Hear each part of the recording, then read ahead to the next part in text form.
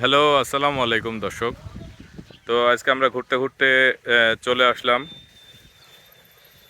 এই জায়গাটার নাম বারাদি মিরপুর। প্রচুর মেহেরপুর। মেহেরপুর। তো এই জায়গাটাতে অনেক একটা বড় একটা ধানের ক্ষেত এগ্রিকালচার। বা এগ্রিকালচার বলতে পারেন। তো এখানে এসে ধানের মিষ্টি গন্ধে মনটা একেবারে ভরে যাচ্ছে। পিছনে আছে সাকিব। আর আপনাদের একটা রাস্তা দেখাই সামনের দিকে।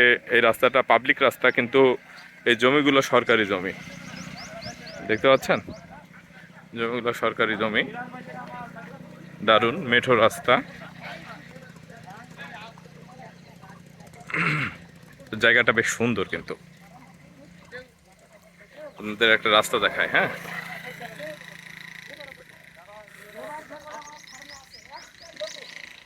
এই যে বিশাল একটা রাস্তা দেখছেন, এদিকেও রাস্তা।